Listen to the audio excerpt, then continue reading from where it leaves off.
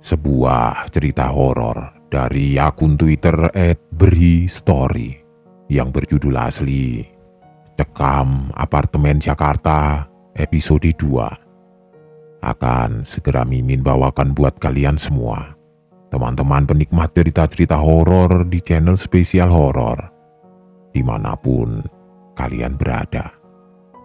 Langsung saja, selamat menyimak kalau kalian masih berani.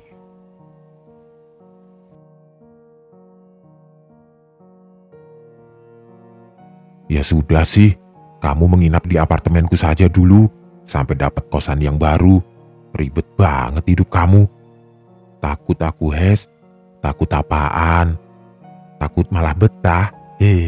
Ntar tidak pindah-pindah aku. Alah, kalau betah ya syukur. Kamu bisa nemenin aku. Serius, kan udah aku bilang dari dulu. Kamu tinggal bareng aku juga tidak apa-apa. Itu percakapanku dengan Hesti, salah satu teman dekatku di kampus. Kami satu jurusan di salah satu universitas swasta di Jakarta. Awal tahun 2019, percakapan itu terjadi, di mana semuanya bermula.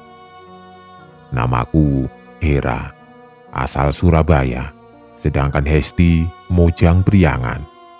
Diawali dengan aku yang harus meninggalkan tempat kos yang sudah aku tinggali selama 2 tahun lamanya. Ada satu alasan yang memaksaku untuk harus keluar dari tempat kos itu, lalu pindah ke tempat lain. Karena itulah, akhirnya bercerita kepada Hesti mengenai hal ini, aku harus mencari tempat tinggal baru di Jakarta. Seperti yang sudah aku bilang di awal tadi, akhirnya Hesti malah menawarkan untuk tinggal di apartemen tempatnya tinggal. Dia bilang untuk sementara sampai aku dapat tempat kos yang baru. Walaupun dia akhirnya juga bilang kalau mau tinggal di sana seterusnya juga tidak masalah. Tapi entahlah, aku tipikal orang yang tidak mau menyusahkan atau merepotkan orang lain. Makanya dalam hal ini aku lebih memilih untuk sementara saja, sampai dapat tempat kos yang baru. Iya, pada akhirnya aku mengiyakan untuk tinggal di apartemen Hesti. Ya sudah, besok kamu bawa barang-barang kamu sekalian, tapi aku ke Bandung ya. Kamu pegang saja nih kuncinya. Hesti bilang begitu, menyuruh aku untuk langsung pindah dan tinggal di apartemennya segera. Singkatnya, pada suatu hari di awal tahun 2019, aku benar-benar pindah ke apartemen Hesti, hari Kamis. Waktu itu tidak ada perkuliahan sampai akhir pekan. Kebetulan Hesti sedang ada acara di luar kota, memaksa aku untuk datang dan pindah sendirian. Selesai. Akhirnya sudah kupindahkan semua barang-barangku di salah satu kamar di dalam apartemen. Karena niatnya sementara, jadinya tidak semua barang aku bongkar. Hanya yang aku perlukan saja yang dikeluarkan, sisanya tetap berada di dalam kotak-kotak kardus. Apartemen Hesti ini letaknya di Jakarta Selatan, tidak terlalu jauh dari Patung Pancoran. Di dalam kawasannya berdiri belasan tower apartemen yang menjulang tinggi. Iya, apartemen yang cukup terkenal pokoknya. Unit yang dipunya Hesti cukup besar, punya 2 kamar tidur, ruang tengah yang besar juga, ada balkonnya pula. Secara keseluruhan, apartemen ini sangat nyaman untuk ditinggali. Makanya, ada ketakutan beralasan yang aku bilang ke Hesti tadi. Aku takut nantinya akan betah. Betah? Segelas minuman dingin menemaniku duduk sendirian di balkon. Sekitar jam 8 malam. Aku melepas lelah, menghirup udara luar, memandang lepas jauh tanpa halangan. Pemandangan Jakarta dari lantai 12 ini cukup membuatku takjub. Lampu-lampu dengan berbagai warna menghias menerangi malam. Lampu kendaraan terlihat warawiri menyusuri jalanan ibu kota. Cukup lama aku menikmati momen itu, sampai akhirnya tidak terasa jam sudah menunjuk ke angka 11. Tinggal di apartemen besar ini sebenarnya agak sedikit membuatku was-was. Walaupun menurut teman-teman aku termasuk orang yang pemberani, tapi tetap saja nyaliku agak sedikit bergetar ketika sedang berada di tempat baru seperti ini, sendirian pula. TV di ruang tengah aku biarkan terus menyala, walaupun sama sekali tidak aku tonton. Begitu pula dengan lampu-lampu, sengaja aku nyalakan semuanya. Sampai ketika aku pingin pipis, dengan begitu aku harus meninggalkan balkon lalu masuk menuju ke toilet. Nah, ketika sudah sampai di toilet, ada satu keanehan yang terjadi. Aku sangat yakin kalau sebelumnya sudah menyalakan lampu di dalam toilet, aku memang sengaja membiarkannya terus menyala. Tapi ketika aku lihat, ternyata lampu toilet dalam keadaan mati. Gelap jadinya. Ya sudah, aku menyalakan lagi lalu masuk. Nah, ketika hendak masuk, tiba-tiba seperti ada angin dingin berhembus keluar, berhembus menerpa tubuhku. Bingung, itu angin apa? Angin dari mana? Dan itu memang jelas-jelas hembusan angin. Tidak terlalu ambil pusing, aku lalu meneruskan untuk masuk dan menyelesaikan buang air. Ketika berada di dalam toilet, aku membiarkan pintu tetap terbuka, tidak berani menutupnya. Toh aku juga sedang benar-benar sendirian, pikirku begitu. Tapi yang terjadi kemudian cukup membuat aku ketakutan. Ketika masih duduk di atas kloset, tiba-tiba aku melihat seperti ada sesuatu yang melintas di depan pintu, di luar toilet, di ruang tengah. Bergerak dari kiri ke kanan, dari pintu apartemen menuju ke balkon. Sekilas aku melihatnya seperti objek bergerak berwarna putih, setinggi orang dewasa, berkelebat melintas. Jantungku langsung seperti berhenti berdetak. Apa itu?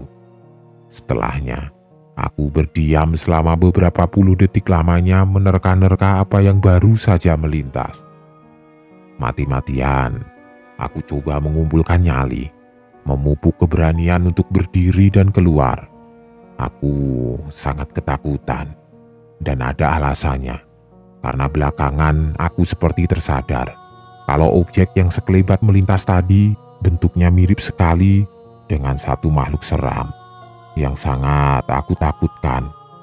Bentuknya sangat mirip pocong. Dalam diam, aku berharap kalau aku salah lihat, aku berharap hanya berhalusinasi, aku berharap itu bukan pocong. Nekat, perlahan akhirnya aku mulai berdiri lalu melangkah menuju ke pintu. Pintu toilet ini letaknya di tengah. Kalau menoleh ke kanan akan terlihat balkon, ke kiri pintu keluar. Nah, ketika sudah persis berada di pintu, perlahan aku menoleh ke kanan.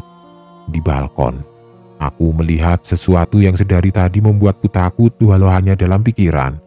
Namun kali ini aku benar-benar melihatnya secara langsung.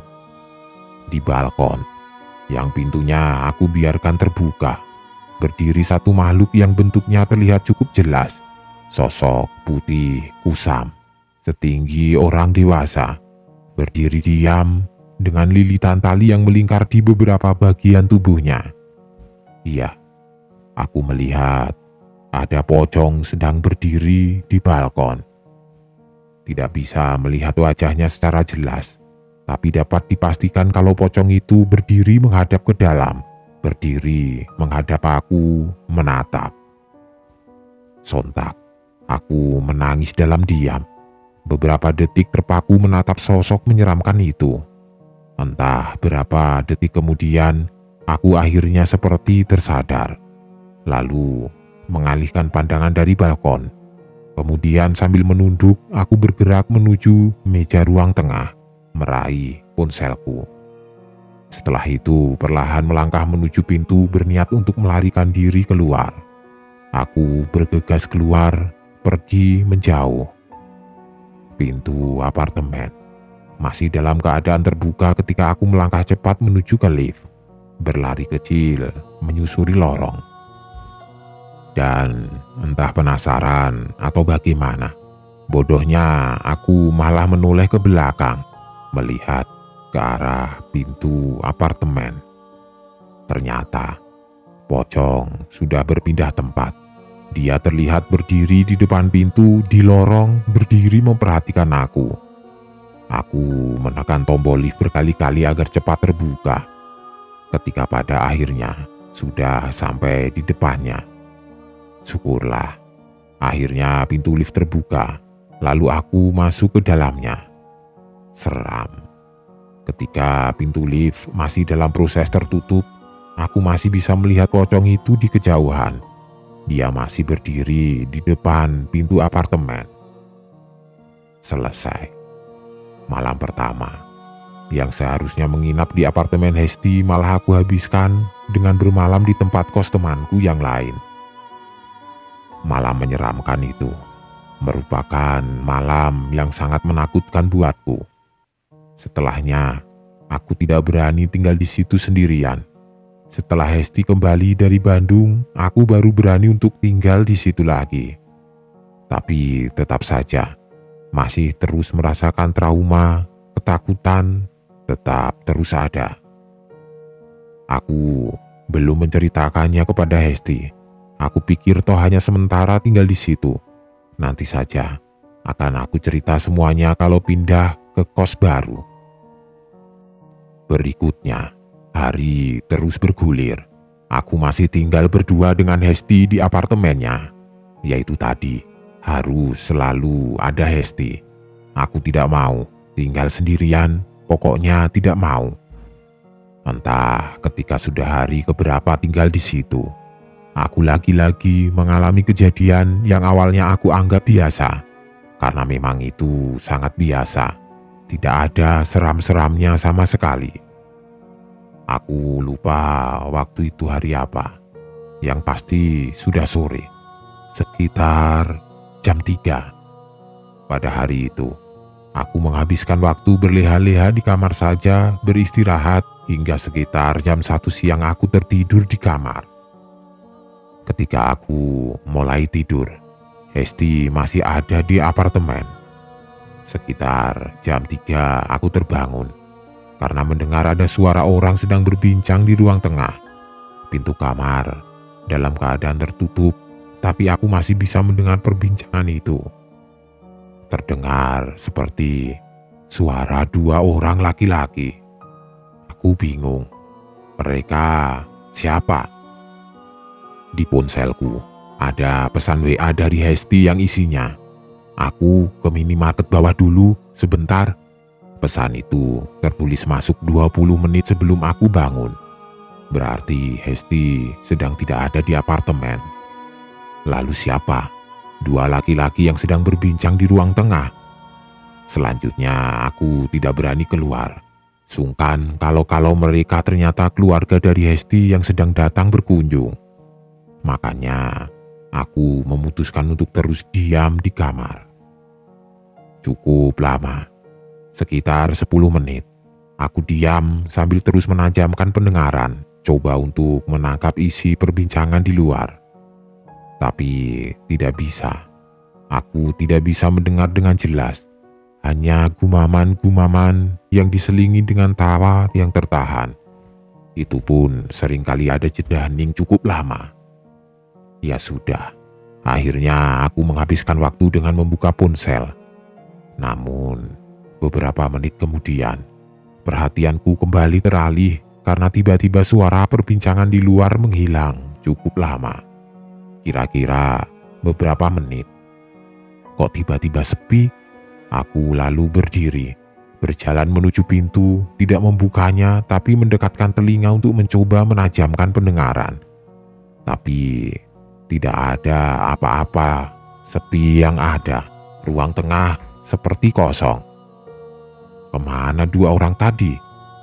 Kemudian aku mendengar ada suara pintu terbuka, pintu depan. Terdengar suara langkah masuk. Tiba-tiba pintu kamar yang ada aku di dalamnya terbuka. Ada yang mendorongnya dari luar. Ah, ternyata Hesti. Kaget aku, Hes, ucapku.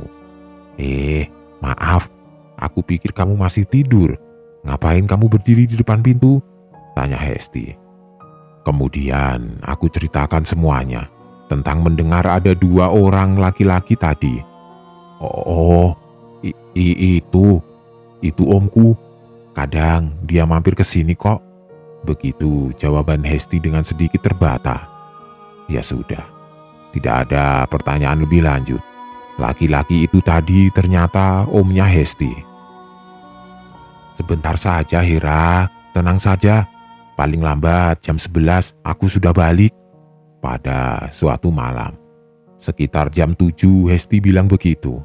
Dia berencana untuk jalan keluar bersama pacarnya. Aku tentu saja awalnya tidak setuju. Sempat bilang kalau begitu aku pergi juga kemana saja, yang penting tidak di apartemen sendirian. Aku takut. Tidaklah, kamu tidak usah pergi. Aku usahakan deh, jam 10 sudah balik. Kamu parno amat sih. Sudah loh, tidak usah kemana-mana ya. Ya sudah, dengan berat hati aku mengiyakan. Aku pikir toh Hesti akan pulang malam ini juga. Begitulah, akhirnya Hesti pergi meninggalkan aku sendirian sekali lagi. Malam terus bergulir. Sudah hampir jam 11. Aku masih duduk di balkon menghabiskan waktu menunggu Hesti yang belum datang juga. Was-was dan kecemasan tentu saja harus melintas. Masih trauma dengan kejadian pocong waktu itu. Tapi karena sebelumnya hari sudah sangat melelahkan, akhirnya aku memutuskan masuk kamar. Akan coba memaksa diri untuk tidur. Agak kesal karena Hesti tidak menepati janji. Sudah berapa kali aku WA tadi jawabannya selalu on the way. Entah OTW kemana, kesal aku. Ya sudah, akhirnya aku masuk kamar. Setelah sudah di dalam kamar, kali ini aku menutup pintunya takut kalau ada yang melintas lagi di depan pintu.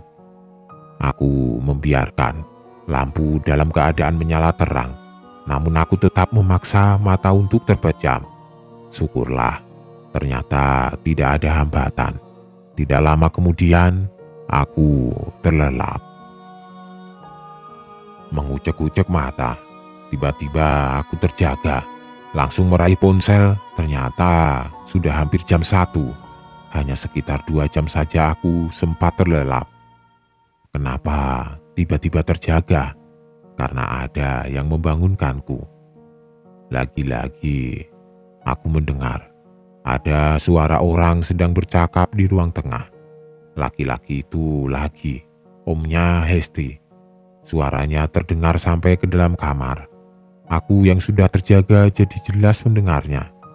Namun kali ini lawan bicaranya bukan laki-laki tapi perempuan. Dan perempuan ini dapat dipastikan bukan Hesti. Omnya Hesti dan teman perempuan ini terlibat percakapan yang tidak terlalu intens sesekali saja.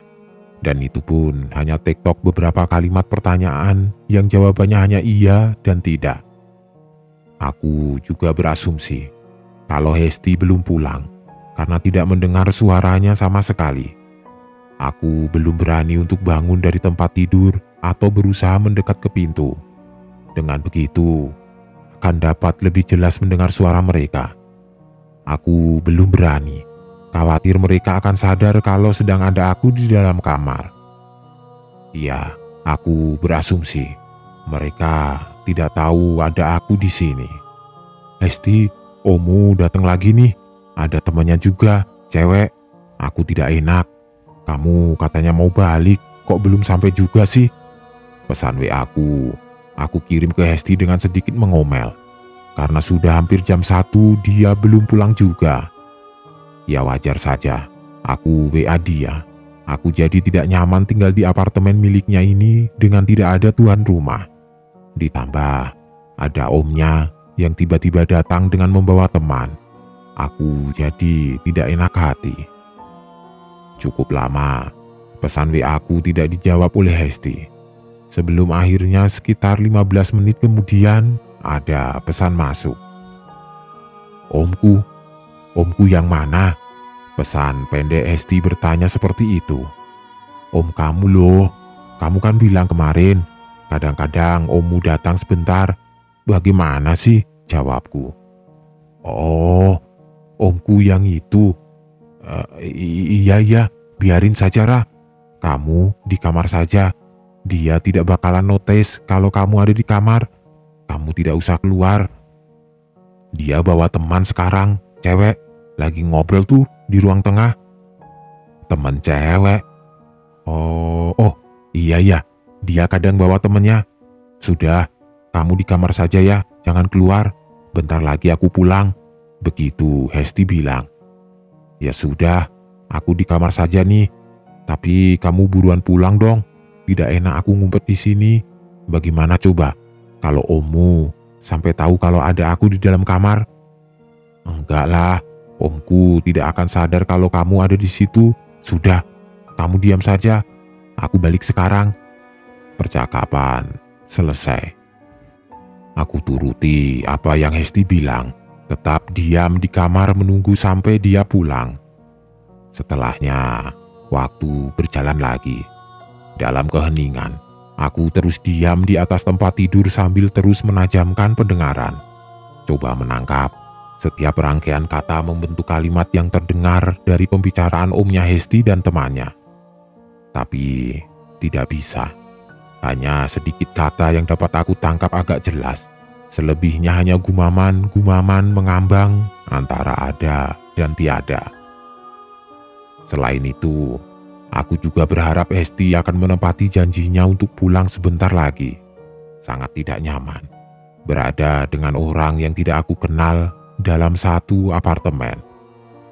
Cukup lama berdiam di atas tempat tidur, sampai akhirnya aku tidak tahan lalu memutuskan untuk bangun, melangkah, mendekat pintu.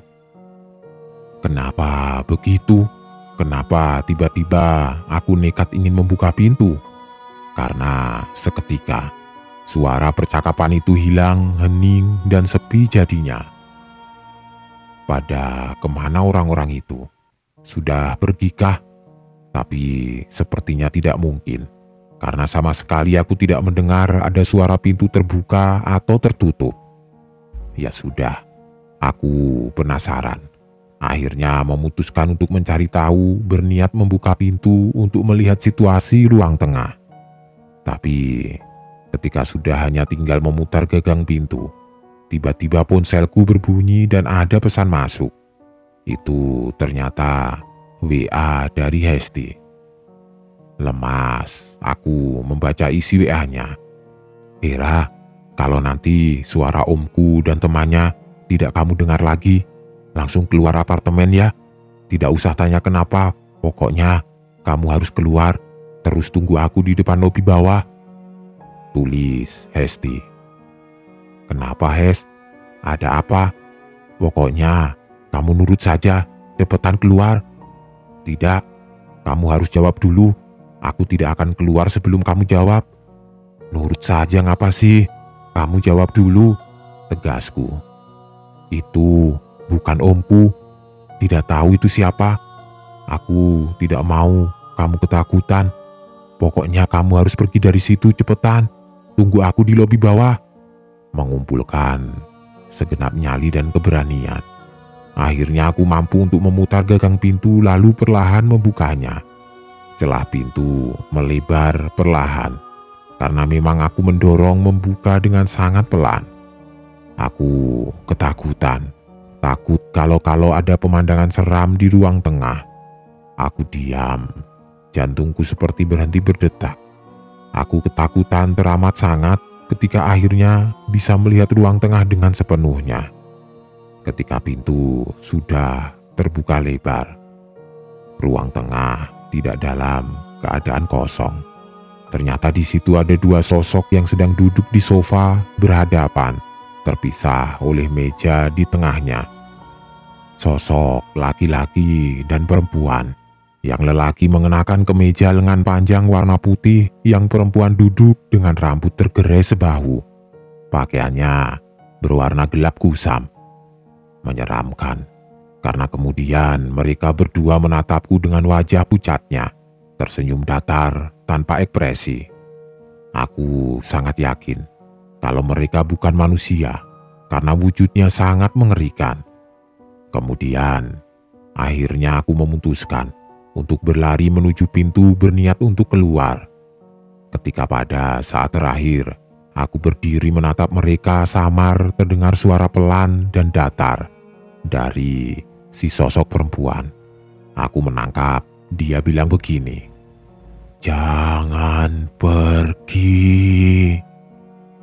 Tidak pikir panjang, aku langsung lari keluar, pergi dari situ secepatnya.